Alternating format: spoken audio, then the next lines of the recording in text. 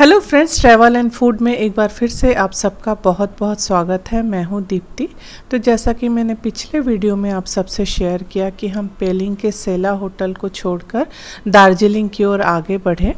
तो सेला होटल का ये बाहर का एक वीडियो है जो मैं पिछले वीडियो में शेयर नहीं कर पाई।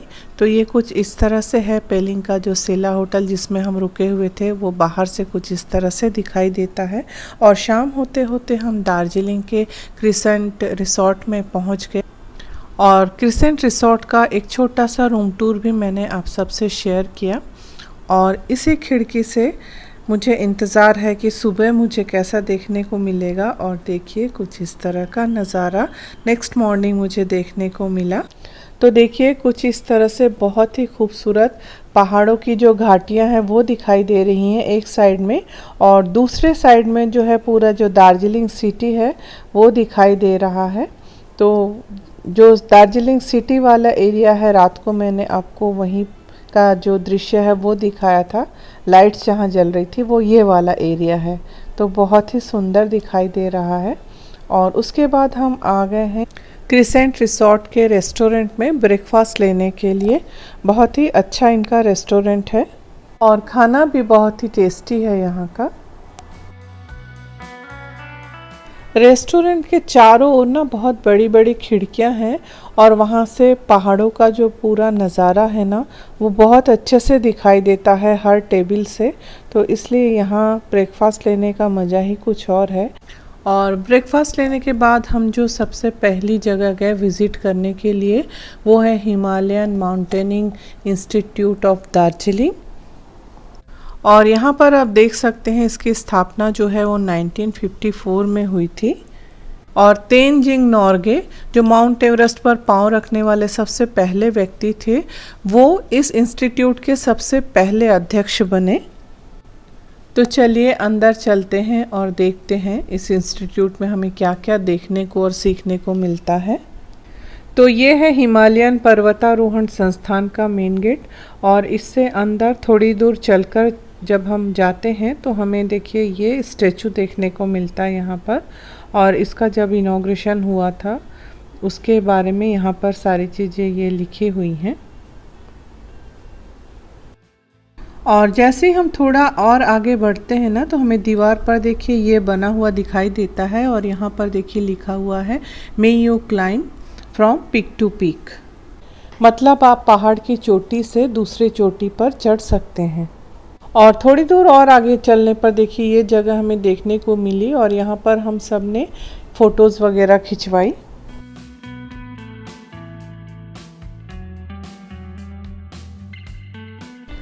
यहाँ पर देखिए इस तरह के ना बहुत ज़्यादा हाइट वाले पेड़ भी हमें देखने को मिले, शायद ये पाइन ट्री होगा।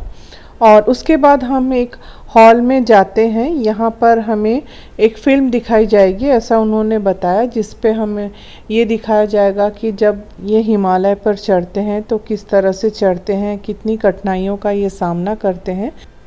तो चलिए जब हम स्क्रीन पे ये सारी चीज़ें देखेंगे तभी हमें पता चलेगा। तो जब हम अंदर गए तब तो अंदर बहुत ज़्यादा घुप अंधेरा था, लेकिन उसके बाद थोड़ी देर बाद ही उन्होंने लाइट्स वगैरह यहाँ की ऑन की। तो ये छोटा सा थिएटर है, यहाँ पर हमें ये फिल्म दिखाई जाएगी। और ये देखिए इस तरह से यहाँ चेयर्स लगी हुई हैं। बहुत ज़्यादा लोग तो एक साथ नहीं बैठ सकते हैं, फिर भी मेरे ख्याल से 50-60 लोग इसमें एक साथ बैठकर यहाँ देख सकते हैं स्क्रीन में।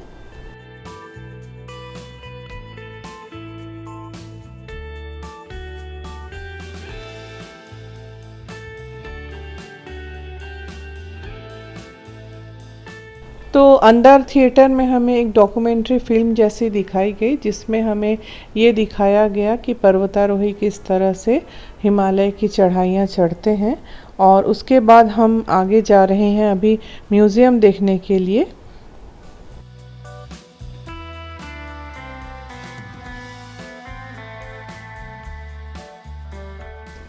तो तो म्यूज़ियम के अंदर में ना कैमरा अलाउ नहीं किए, इसलिए मैं वीडियो नहीं ले पाई।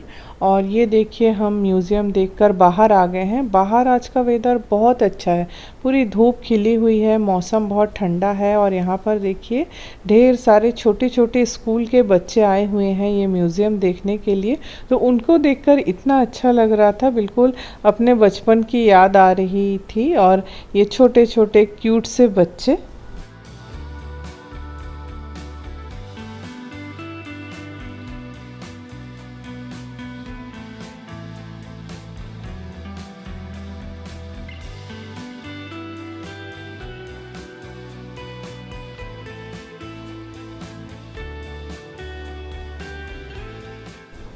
और इसी म्यूज़ियम के एक साइड में तेनजिंग नोर्गे जी का ये समाधि स्थल है। देखिए यहाँ पर उनके बारे में पूरा लिखा हुआ है, आप पॉज करके पढ़ सकते हैं।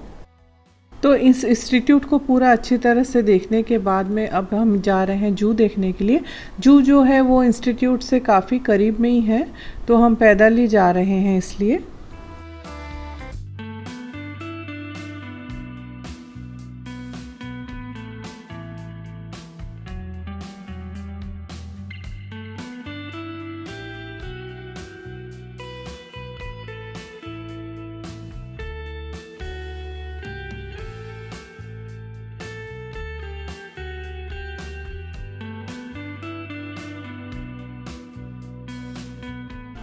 और चलते हुए देखिए हमें इस तरह से ना दीवार पर मोटे मोटे बैम्बू से बने हुए प्लांटर दिखाई दिए, और इनमें ना ऑर्किड लगे हुए हैं। और ये बैम्बू इतने मोटे हैं, मैं आपको दिखाती हूँ अभी हाथ से कि ये पूरे हाथ की मेरी गोलाई में भी नहीं आ रहे हैं अच्छे से। ये देखिए ये इतने बड़े बड़े हैं और इनमें ऑर्किड लगे हुए हैं, तो जब सीज़न होता होगा तो इनमें बहुत खूबसूरत फूल खिलते होंगे। और देखिए जू में एंटर करने के बाद में ही थोड़ी देर में ही हमें देखिए ये रॉयल बंगाल टाइगर का जो पिंजरा है वो हमें देखने को मिलता है। और यहाँ पर देखिए ये टाइगर जो है इस तरह से अभी चहलकदमी कर रहा है, तो हमें देख कर ना इतना अच्छा लग रहा है इसको। कोई परवाह नहीं है, जो इतने लोग यहाँ खड़े हैं उसकी फ़ोटोज़ ले रहे हैं, वीडियो ले रहे हैं, सेल्फी खिंचा रहे हैं, लेकिन वो अपने चहलकदमी में व्यस्त है, शायद अपना खाना पचा रहा है।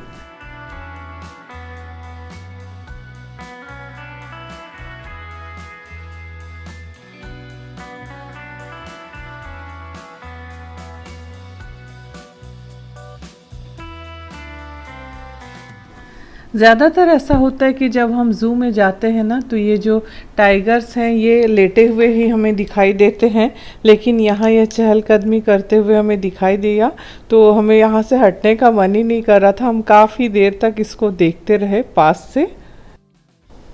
और इसके बाद में हम फिर जो दूसरे जानवर हैं उनको भी देखने गए। तो यहाँ पर देखिए हमें ये चीता देखने को मिला, लेपर्ड। और ये भी ना एकदम जो जाली लगी हुई थी उसके पास में ही एकदम लेटा हुआ था, तो हमें एकदम पास से देखने को मिला।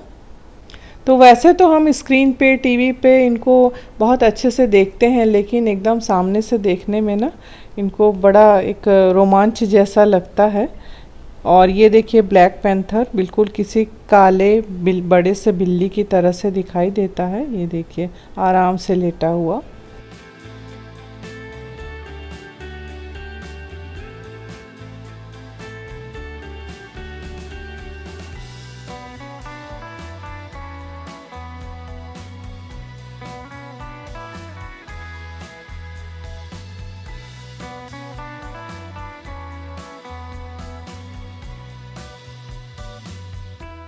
और इस तरह से हम एक के बाद एक काफ़ी सारे जानवर देखते रहे और आगे बढ़ते रहे। ये देखिए यहाँ पर ये चीता है जिसकी स्किन पर देखिए कितने खूबसूरत डिज़ाइन बने हुए हैं।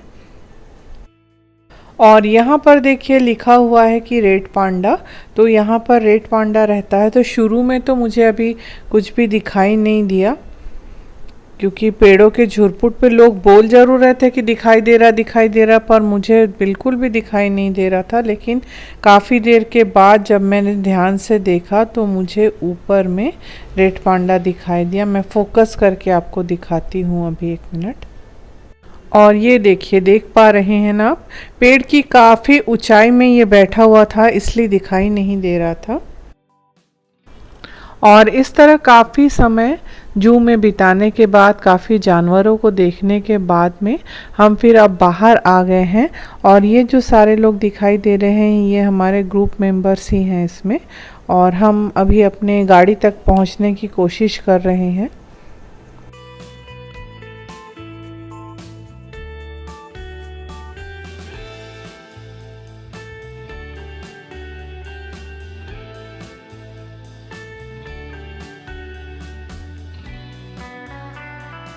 तो जू से बाहर निकलते हुए देखिए हमें ये बहुत खूबसूरत से फ्लावर्स दिखाई दिए।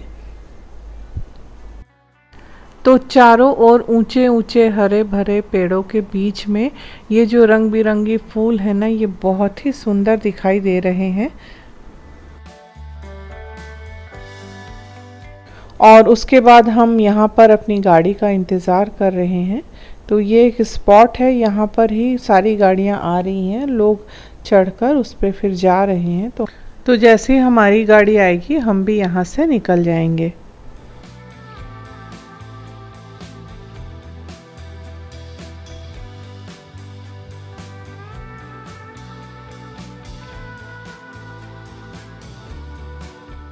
और अब हम जा रहे हैं टी स्टेट देखने के लिए। रास्ता काफ़ी उबड़ खाबड़ और सकरा सा है, हमें तो बिल्कुल बहुत डर लग रहा है, लेकिन यहाँ के ड्राइवर्स की स्किल माननी पड़ेगी।